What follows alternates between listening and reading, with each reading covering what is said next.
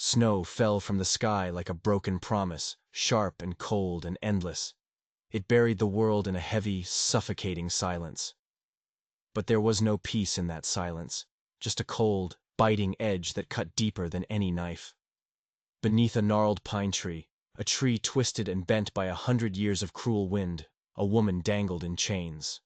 Her name was Clara Hensley, and she was dying. Her breaths were shallow things, weak, ghostly puffs of white against the darkening dusk.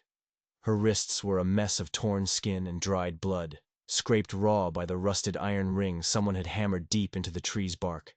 Whoever forged that ring, whoever hammered it home, had a heart full of malice. It wasn't just meant to hold, it was meant to punish. She'd stopped screaming hours ago. Her voice had cracked and faded long before her hope did, though both were hanging by a thread now, fragile and frayed. The storm hadn't let up for a full day and a night.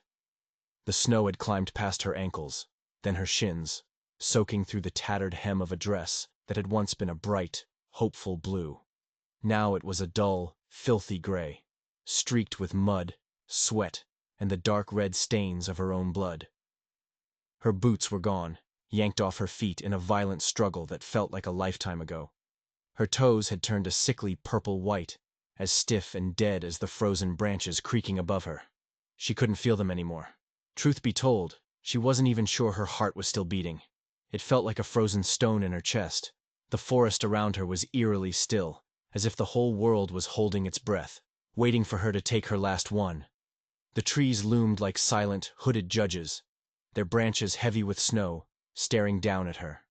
The wind slithered between them, moaning low and mournful, like a widow weeping for a lost love. It was a sound that crawled under your skin and stayed there. Somewhere in the distance, a coyote let out a sharp, lonely cry that echoed through the woods. A sound of pure, desolate hunger. But closer, much closer.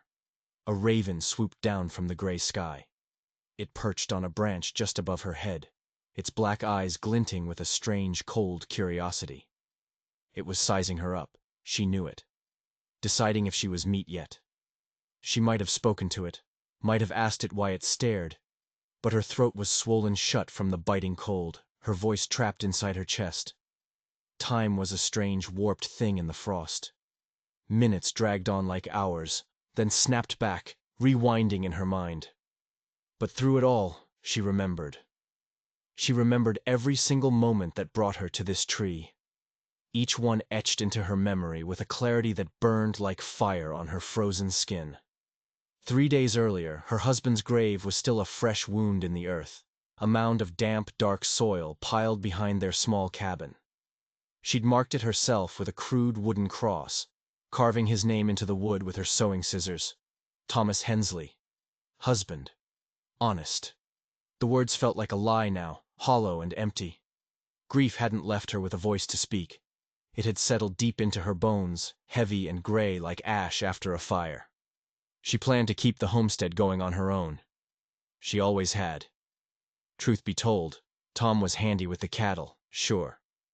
But it was Clara who'd patched the leaky roof in the pouring rain, who'd shot the foxes that stalked the chickens, who'd planted the barley rows every single spring. She could do it alone, she had to. But she never got the chance. Then Silas Boone showed up, her husband's brother. He rolled in with 2 rough-looking men, Jed Carver and Rafe Mullins, all 3 of them stinking of cheap whiskey and worse intentions. He didn't bother knocking on her door. He just pushed it open and strode inside, his muddy boots thudding on her floorboards, acting like he was the king of her home. He said he'd come for her safety. Said a woman couldn't survive out here, unprotected, alone in the wild. Said the land, their land, should go to someone who could use it proper. "Marry me," he'd said, flashing a grin that twisted her stomach into a cold, hard knot. "It's the Christian thing to do. You keep your name, I keep the land. Simple." His eyes glinted with a raw, naked greed, not an ounce of kindness in them. She spat at his boots, right there in her own parlor. That night they didn't ask again. They tied her up with coarse rope, her wrists burning as she fought, as she clawed and bit and screamed. They dragged her out into the forest, her heels scraping the dirt and then the snow, like she was nothing more than a sack of grain to be tossed away. Silas struck her hard across the face when she sank her teeth into his hand, drawing blood. He snarled, his face twisting into something ugly. Devil woman. Barren widow. He spat the words like venom. He said she'd bewitched Tom, made him die in his sleep. Said she talked to the wind too much, listened to it like it spoke back to her. Said she never cried like a proper widow should. He said leaving her out here for the coyotes was justice, a punishment she deserved. He chained her to the tree with a thick logging chain, the kind used to haul felled timber, and locked it tight. Then he tossed the key into the icy creek nearby, grinning as it sank out of sight. He, Jed, and Rafe turned and left, their laughter ringing in her ears until the trees swallowed them whole. Now, her skin clung to the iron like damp cloth sticking to an open wound. She had tried to twist free, so many times, hours of pulling and yanking and scraping until blood had run down her arms, freezing solid at her elbows. It cracked and split when she moved, sending sharp, stabbing jolts of pain through her. Her tongue felt thick and useless, like a waterlogged sponge stuffed in her mouth. She couldn't swallow. She couldn't form words to pray. She couldn't even whisper for help. She glared up at the raven perched above her. "You here to watch me die?" she croaked, her voice so faint it barely rustled the air, weaker than the wind brushing the frozen grass. The bird didn't answer. It just tilted its head, flapped its wings once, and stayed put, indifferent to her suffering, a silent, patient witness. And then, a sound. A snap in the distance, sharp and sudden. Her whole body stiffened, every muscle locking tight. Her heart, that frozen stone, thudded hard, jolting her numb limbs awake with a surge of raw animal fear. Another crack echoed through the trees. Footsteps, crunching snow. A branch breaking under weight. A rider, maybe? She tried to call out, to scream for help, but all that came out was a wet, choking rasp. She coughed, and a thin trickle of blood dribbled down her chin, staining the pristine snow beneath her feet. Her ears strained against the silence that followed, desperate for another sign of life. Nothing. Just the moan of the wind. Then she heard it. Hoofbeats. Faint at first, but growing louder, steadier, more deliberate. Someone was cutting through the storm, riding straight toward her. She blinked hard, tears freezing into icy streaks on her lashes. Her vision doubled, swam, blurred at the edges. From between the snow-laden trees, a shape emerged. A horse, black as coal, moving slow and careful through the deep drifts. On its back sat a man, wrapped head to toe in thick furs and rawhide. He was tall, broad-shouldered, his face hidden beneath a tangle of snow-matted hair and a dark scarf pulled tight against the wind. Who was he? Friend? Foe? Her mind raced, a frantic, panicked buzz, but her body couldn't move an inch. He saw her. The rider stopped just a few feet away, his horse snorting great clouds of steam into the frigid air. He slid off without a sound and stepped toward her, his boots sinking deep into the snow. He moved like a ghost, silent, weightless, almost eerie in the fading light. She tried to speak, to beg or warn or plead, but her jaw wouldn't budge, locked tight by the cold and her own exhaustion. He knelt in front of her, so close she could see his eyes narrow as he took her in. They were brown, so dark they looked almost black, sharp and unreadable beneath the shadow of his hood. He studied her, the bruises blooming on her face, the chain biting into her wrists, the cracked, frost-bitten skin of her hands and feet. She waited for him to say something, anything. A question, a curse, even a grunt of pity. But nothing came. The silence stretched between them, thick and heavy as the falling snow. Then he reached beneath his cloak. He pulled out a long hunting knife, its blade gleaming faintly in the dusk. Her breath caught in her throat, a weak gasp that barely made a sound. This was it. He had come to end her misery, to finish what Silas had started. Her heart hammered against her ribs, a frantic, trapped bird, but she couldn't look away. He raised the knife slowly, deliberately, his eyes locked on hers, steady, piercing, giving nothing away. She braced herself, too weak to fight, too tired to care. But then, With a single, fluid motion, he drove the blade not into her, but between the chain and the tree trunk. He twisted it hard, metal grinding against metal, and with a loud, sharp snap, the rusted iron ring broke free from its anchor.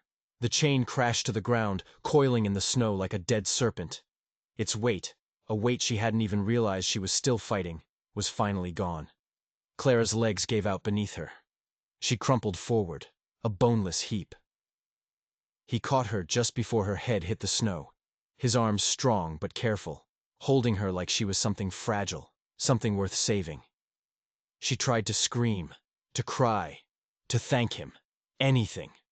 But her voice was gone, her body as limp as a rag doll. Her heart pounded too fast, erratic, like it might burst right out of her chest.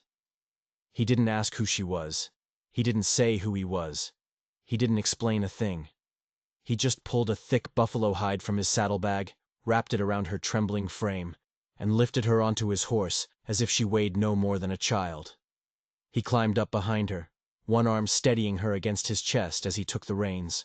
His warmth seeped through the furs, burning against her icy skin, a pain that was almost welcome after so long in the cold. The snow kept falling, thick and relentless, as they rode away from that terrible tree. She didn't look back.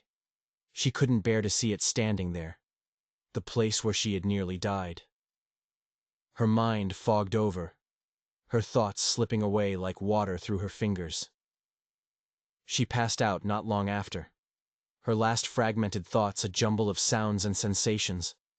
Her husband's name whispered in her head, the sharp clatter of the chain hitting the ground, and the faint, unfamiliar glow of human kindness cutting through the dark. When she woke, night had fallen. A fire crackled beside her, its orange light casting long, shifting shadows across a rough stone wall. She was in a cave, wrapped tight in layers of furs that smelled faintly of smoke and earth. Her hands were bandaged, the cloth soft against her raw skin. Her feet, too, were warm, tucked into fur-lined wraps. She turned her head, wincing as stiff muscles screamed in protest. He sat across the fire, the stranger who'd saved her, hunched over his hunting knife, wiping it clean with a rag. In the flickering light, she could see him better now. He was younger than she'd first thought, maybe 30, though his face carried the weight of more years. High cheekbones stood sharp beneath weathered skin. His long black hair was tied back loosely, strands falling free around a face that was all hard angles and shadows. A deep scar ran from his jaw down to his neck, jagged and old, the mark of some brutal fight he'd somehow survived. He wore no insignia, no badge, no sign of any tribe or nation. Just simple leather and bone, practical and worn. Silence clung to him like a second skin. "Water," she croaked, her voice a dry, scratchy rasp in her throat. He didn't look up, just reached for a gourd beside him and passed it over without a word. The water was cool and sweet, sliding down her parched throat like a blessing. She drank deeply, gulping it down as if it might vanish if she stopped. When she finished, she wiped her mouth with a shaky hand and studied him again. "What's your name?" she asked, her voice still weak but a little clearer now. He didn't answer, just kept his focus on the knife. "You don't talk much, huh?" she pressed, frowning. Still nothing, just the quiet scrape of cloth on steel. She leaned forward slightly, the furs rustling around her. "What are you, some kind of forest spirit, wandering around saving dying women?" That got a reaction. He looked up at her then, his dark eyes finally meeting hers. His voice, when it came, was low and rough, like stones grinding together. "No, just a man passing through." She stared at him, caught off guard by the simple, straightforward denial. "Thank you," she said after a moment, the words feeling small and inadequate compared to what he'd done. He nodded once, a short, final gesture, as if that was all the acknowledgement he needed or wanted. "I'm Clara," she added, her voice steadier now. "I know," he replied, calm as ever. Her breath hitched in her chest, a jolt of pure confusion cutting through the fog of her exhaustion. "How?"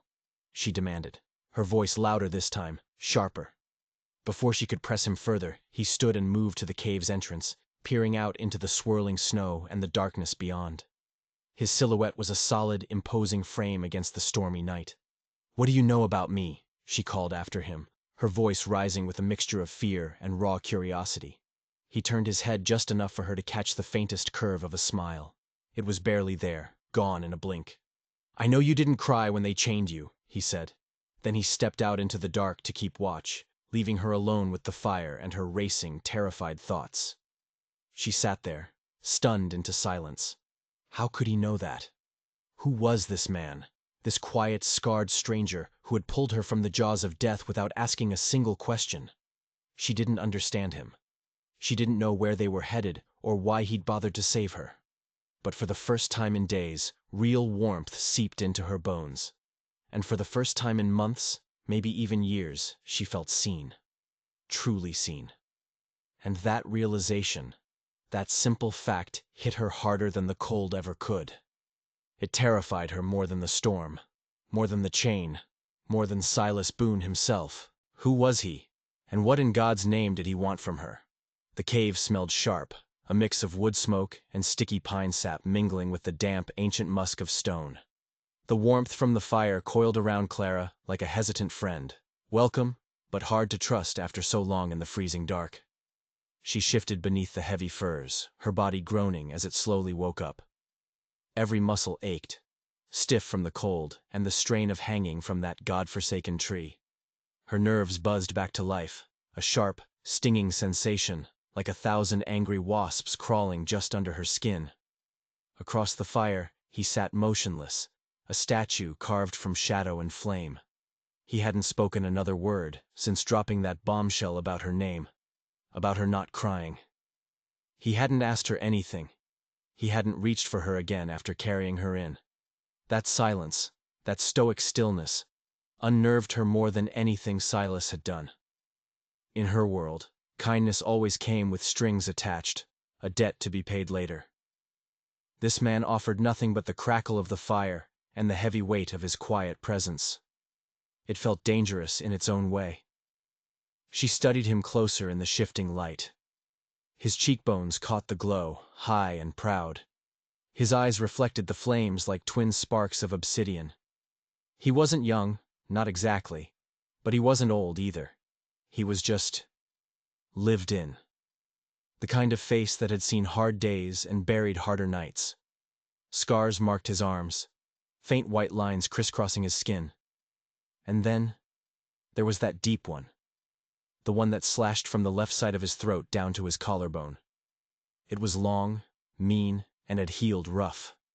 Whatever blade made that mark had wanted him dead, and it had failed by a hair's breadth. She cleared her throat, the sound loud in the stillness of the cave. "You got a name?" she asked again, her voice softer this time, less demanding. He didn't look away from the fire, just kept tending to it with a long stick, coaxing the flames higher. "Coda," he said finally, the word short and solid, like a stone dropped into a deep well. She tested it under her breath. Coda. It felt like a name rooted in the earth, steady and real, not soft or fleeting. "You're Lakota, aren't you?" she said, the words coming out almost as a challenge, like she needed to prove she wasn't some clueless, helpless woman. He gave a small nod, barely a tilt of his head. "My husband. He used to trade with your people," she went on, filling the silence because it was better than listening to her own thoughts. "Barley, smoked pork, sometimes bolts of cloth. He always said the Lakota rode quieter than the wind itself." Coda glanced at her then, and for a split second the corner of his mouth twitched upward. It was a smirk, faint and fleeting, gone before she could be sure she'd even seen it. Was he mocking her, agreeing with her? Maybe both. She couldn't read him, and that inability to know what he was thinking made her deeply uneasy. "I thought I was going to die out there," she said, her voice steadier now, though it still trembled at the edges. "I would have, if you hadn't come along." He poked at the fire, sending a cascade of sparks swirling up into the darkness of the cave. "You still might," he replied. His tone wasn't cruel, it was just honest, as flat and cold as the snow outside. That shut her up for a moment, She stared into the flames, watching them dance and snap, feeling the truth of his words settle in her gut. He had bandaged her hands with care, wrapped her frostbitten feet in soft fur and clean linen. Someone had taken the time to do that. Someone who didn't even know her. Or did he? "Why did you help me?" she asked, her eyes narrowing as she looked at him again, really looked at him. Kota leaned back against the cave wall, folding his arms across his broad chest. The furs shifted with him. "I saw smoke," he said. "Thought it might be a trapper's fire. Found the chain first. Then your tracks in the snow. Then you." "That's not what I meant," she said, her voice sharper now, cutting through the hazy comfort of the firelight. He met her gaze, his eyes steady and unreadable. "Most men don't survive being left like that," he said. "Women even less. You were still breathing. That was enough." She let that sink in, turning it over and over in her mind.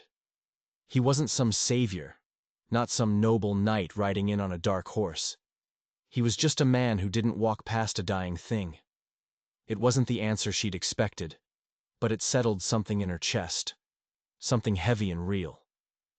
"You knew my name," she said, circling back to the one thing that didn't make sense, her tone cautious now. He nodded again, slow and deliberate. "Found a leather pouch by your saddle. Your journal was inside." A hot flush crept up her neck, a wave of heat that had nothing to do with the fire.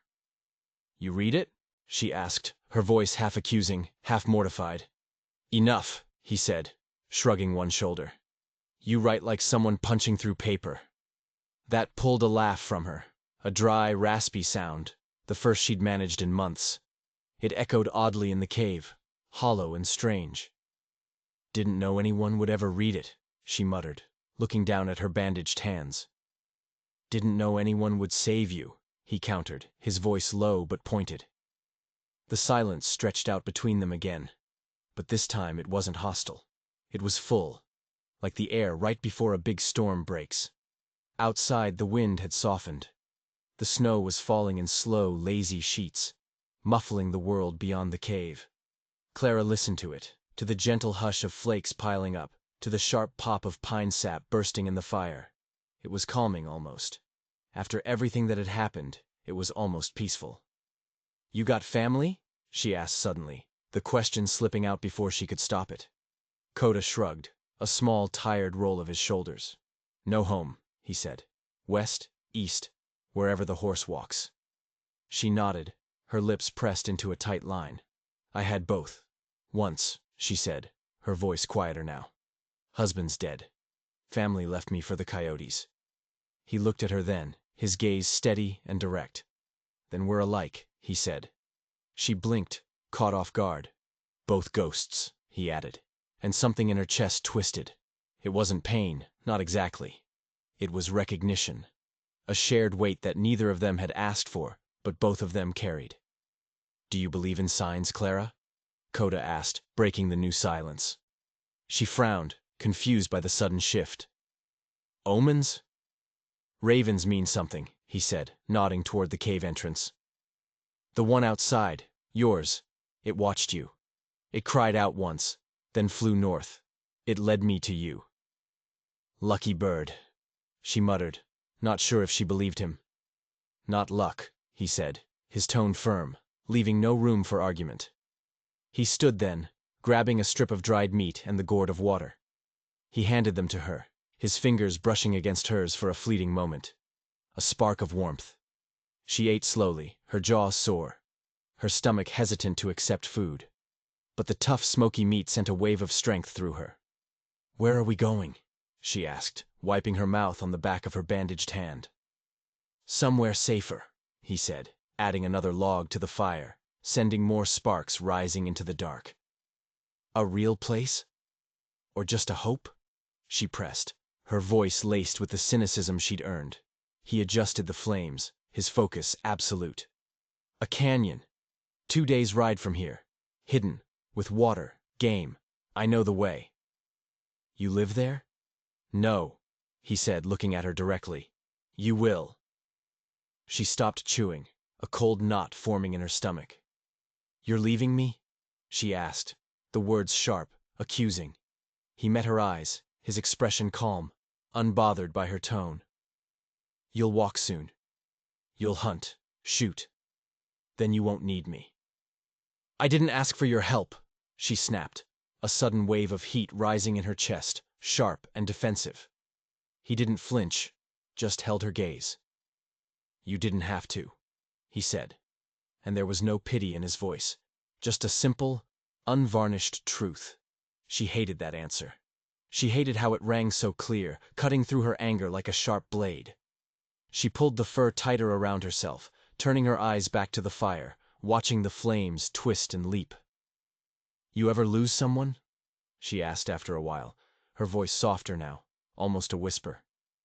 He didn't answer right away. The silence stretched on long enough that she thought he was going to ignore her.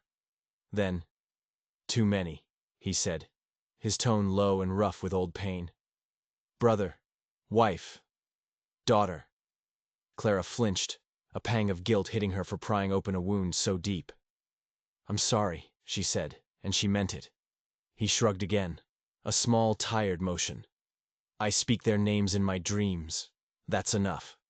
She didn't know what to say to that. Tom's name burned on her tongue, but she couldn't release it. Not here, not now.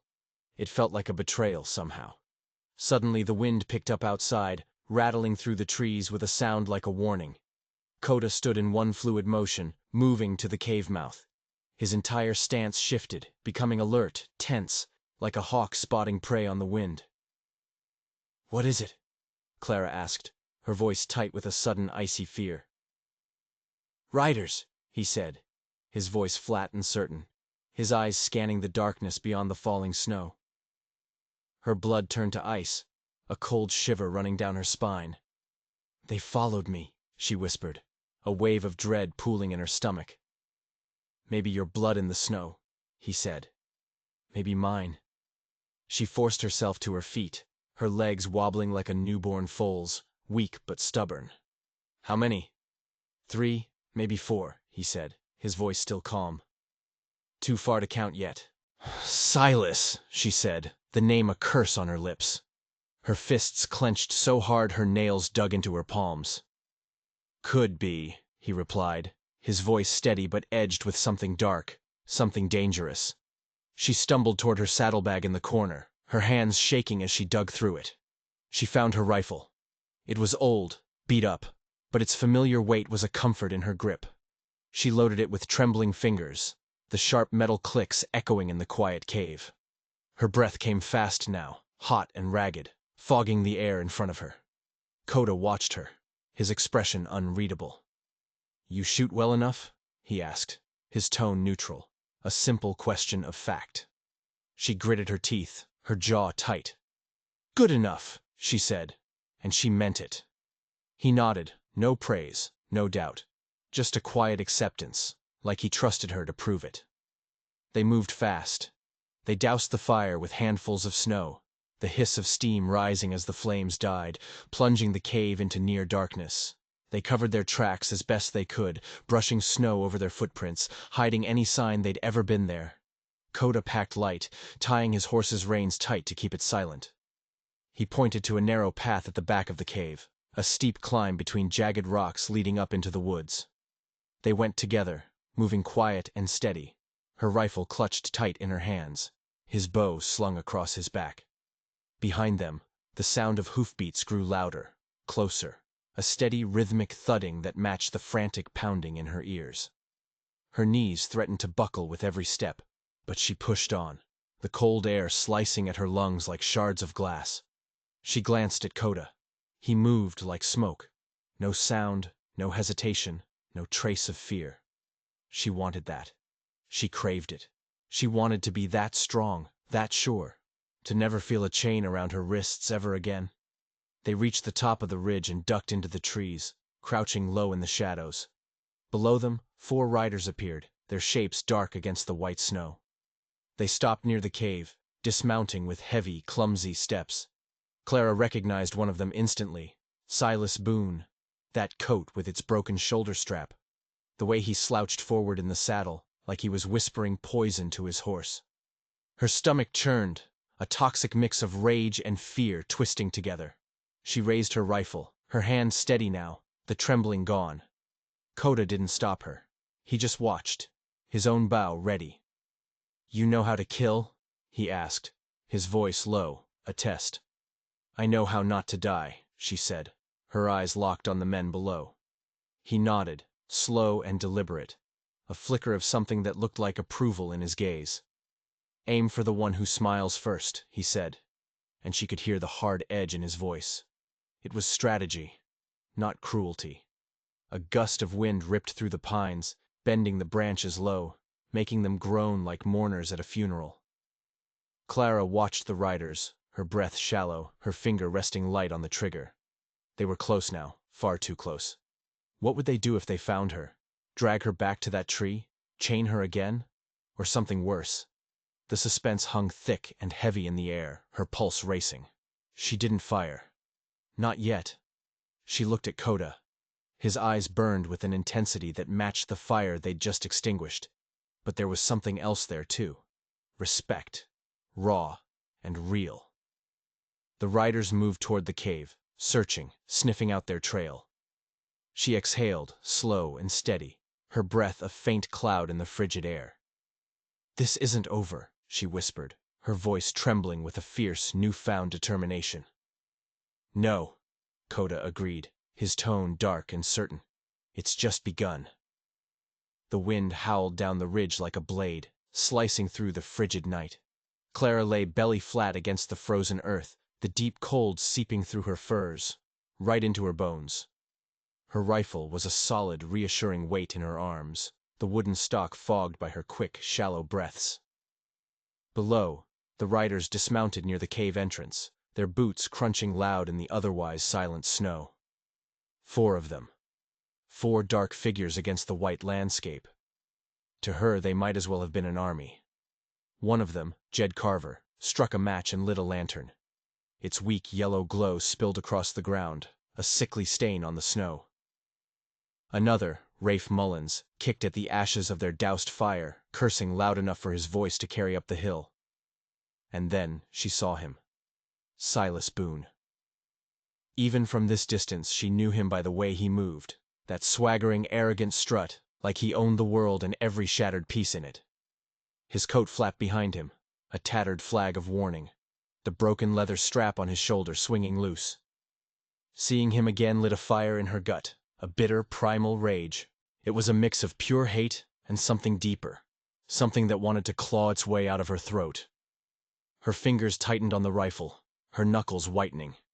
Coda lay beside her, as still as a stone carved from the mountainside. One knee was bent, his bow gripped tight in his hand, looking like a natural extension of his arm. He gave her a single, sharp nod. It could have meant permission, or it could have meant caution. She couldn't tell, but it steadied her all the same. She waited, watching, her finger hovering near the trigger, her pulse thudding loud in her ears like a war drum, beating faster and faster with every second that passed. Then one of the riders, the one named Buck, turned his head, tilting it as he squinted up the hill, right toward their hiding spot. Did he see her? Her breath stopped dead in her chest. She didn't think. She just fired. The shot cracked through the air like a bolt of lightning, splitting the silence of the night. The man spun backward, a strangled howl ripping from his throat as he clutched at his shoulder. A flower of blood bloomed on his coat, dark red against the white snow. Behind him, the forest erupted into chaos.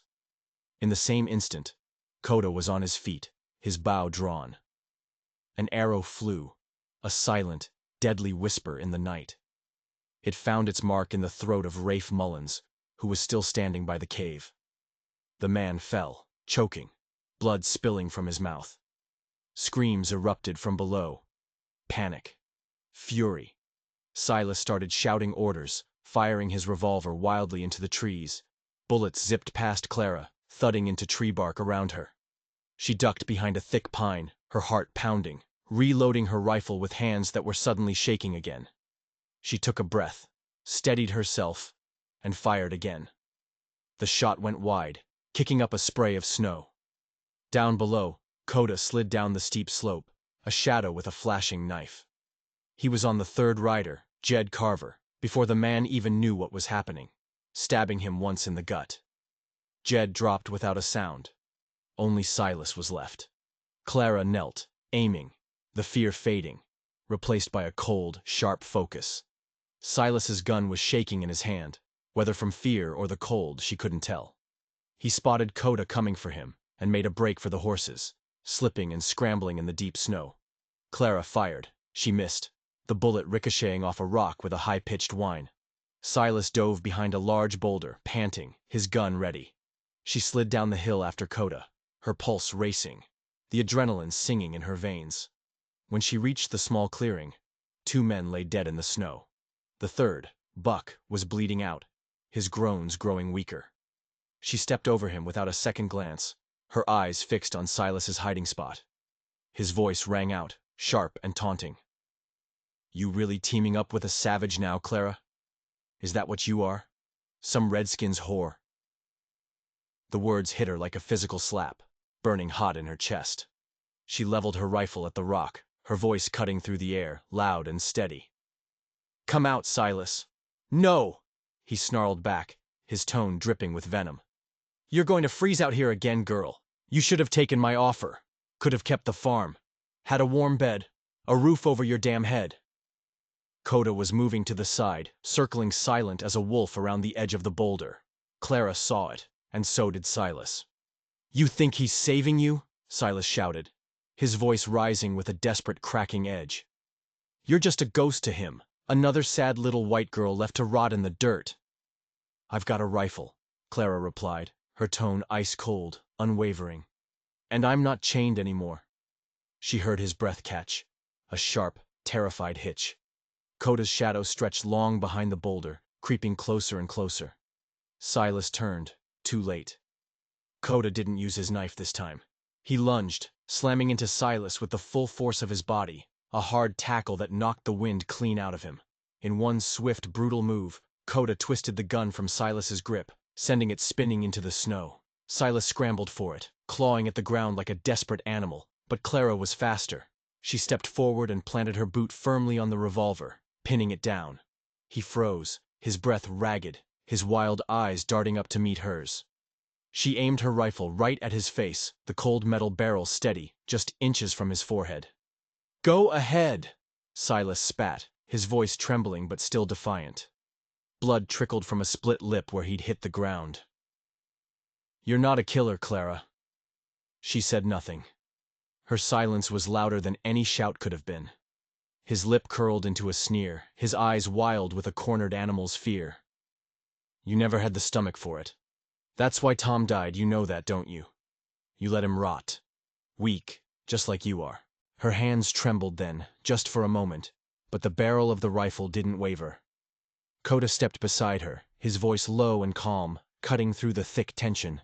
"He's already dead. He just doesn't know it yet." Silas lunged, a desperate last-ditch grab for her legs. She fired. The shot exploded through his shoulder, spinning him backward into the snow with a raw shriek of pain. He clutched at the wound, blood soaking through his thick coat, pooling beneath him, a dark, wet stain on the white ground. She walked over to him, slow and deliberate, and stood over him as he writhed in agony. "You think you're free now?" he hissed up at her, his voice breaking, his teeth clenched against the pain. "I know I am," she said, her words flat, final. He groaned, his head lolling back, his strength fading fast. Coda knelt beside him and pressed 2 fingers to his neck, feeling for the weak, fluttering pulse. He stood, brushing the snow from his hands. "He'll live," he said, his tone matter-of-fact. Clara stared down at the man who had left her to die, the man who had taken everything from her, and laughed while he did it. She felt nothing. No fear. No vengeance. Just a cold, empty quiet, like the forest after a storm has passed. "We should go," Coda said, his voice pulling her back from the edge. "Others might follow his trail." She nodded, her eyes still fixed on Silas for one last moment. "Leave him," she said, and turned away without looking back. They grabbed what rope and supplies they could, and took one of the remaining horses, leaving before the falling snow could hide their tracks. By sundown, they reached a frozen stream. Coda built a small fire, steady and warm. Clara sat close to it, her hands wrapped around a cup of melted snow, silent, thinking about the fight, about the look on Silas's face when he fell. "You did what you had to," Coda said, his voice low. She met his eyes across the small fire. "No. I did what he forced me to do," he grunted, letting the distinction hang in the air between them. "I hated him," she said, her voice rough with emotion. "But more than that, I hated being weak under him." Coda just watched the flames. "You're not weak now." She stared at the fire, at the way the embers glowed and faded. "Who am I then?" He poked the coals with a stick. "You'll see." The fire crackled, and the silence that followed was warm, filled with a new, unspoken respect. "You fight good," he said after a while. "I had a good teacher," she replied. He almost smirked. "Not the shooting, the not being afraid." She knew what he meant. "That was a tougher lesson," she said. He nodded. Her rifle was hers now, in a way it had never been before. It felt like a part of her, like her scars. She lay back, looking up at the cold, distant stars. "I'm not going back there," she said. "Good," he replied. "You've got nowhere to go." "Then I'll ride with you," she said, the words bold and certain. He didn't answer with words, just a slow nod in the firelight. It was an agreement, sealed in silence. Snow rustled in the trees around them, and somewhere in the distance, a wolf howled. They rested, two survivors, ready to ride into the unknown. The next morning, sunlight cut through the trees, throwing a brilliant blue-white glare on the snow. Clara stood at the edge of what was left of her home. The cabin was a pile of charred beams. The barn had collapsed into a ruin of blackened wood. The smell of soot and burned memories hung heavy in the air. Coda stayed back, by the horses, giving her space. This was her goodbye. She walked to Tom's grave, a small mound under a bare oak tree. She knelt and brushed the fresh snow off the crude wooden cross. Thomas Hensley. Husband. Honest. "I loved you," she whispered to the frozen ground, "but I wasn't yours to keep." As if in answer, a raven flew overhead, silent, moving on. She stood up, a sense of calm strength settling over her. She nodded to Coda. "Let's finish this." Silas's men, her tormentors, were still out there somewhere. They thought she was a ghost, a woman who would fade away and die. Ghosts don't ride back for justice. They rode east for 3 hours, through icy woods, toward the nearest settlement. Clara had her rifle on her back. She looked like a woman reborn in fire and ice. Coda rode beside her, a silent partner, his eyes taking in the new strength in her posture, in the set of her jaw. From a high ridge they saw the town below. A smudge of smoke, a few wagons, a tavern. "They won't be expecting me," she said, her voice sharp as broken glass. "No," Coda agreed. "We'll knock loud," she promised, her voice fierce. They rode into the small town, their horses' hooves loud on the packed snow. Eyes turned to watch them. "Thought she froze to death," someone hissed from a doorway. Clara ignored them. "Clara." She tied her horse in front of the tavern and pushed the swinging doors open. Inside, 4 men sat by a pot-bellied stove.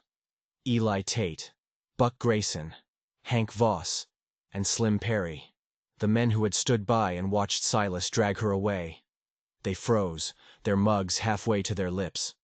Slim's hand twitched toward the gun on his hip. Her rifle snapped up, the barrel pointing right at his chest. "Don't," she warned, her voice pure steel. They all stopped, their hands in the air. "Confess what you did," she said, her voice clear and cold. "Or test my aim." "We just followed Silas's orders," Eli Tate stammered. "He's done," she replied. "Dead?" someone asked from the back of the room. Coda stepped in behind her, a dark, silent presence. "No." bleeding. The town sheriff, a portly man named Amos Reed, came bustling in. "What's all this? The report said you'd left, ma'am." "Lies," she snapped, turning her cold gaze on him. "You knew. You all knew, and you did nothing." "What do you want from us now?" he pleaded. "You're going to rebuild my home," she told the four men by the stove. "Every last board. Or you can try me again." They moved, cursing under their breath but doing as she said. Later, as the sun was setting, she watched them work on her land, with Coda standing guard, a silent, imposing figure. She walked to the ridge overlooking the old smokehouse, and Coda followed. "You're not staying," he said. It wasn't a question. She nodded. "Too many ghosts here." "I'll ride with the living now." "Where?" he asked. She looked out at the vast, open wilderness stretching before them. "Where the trail turns," she said, a fire in her eyes. "I'll show them what a woman is worth." He smiled then, a real smile that reached his eyes. She offered him her hand. He took it, a quiet pact made without words. They rode out at dusk, their horses hushed by the new snow, their shadows trailing long behind them. They had no map, just a path ahead. Clara didn't look back at the ruins of her old life, or at the grave of the man she once loved. She had shed that chained, pleading woman. Now, she was fierce, forged in ice. She was a rider, a survivor, a warning. Coda rode beside her, his dark eyes glowing, two silent figures under the first waking stars. Their tale of grit and revenge was just beginning, a story that would haunt campfires for years to come. If this tale grabbed you, shook you, or lit a fire in your chest, don't let it fade. Hit that like button, subscribe, and share your thoughts in the comments below. Some stories aren't just meant to be told. They're meant to stick with you, to echo in the dark. Let's keep this one alive.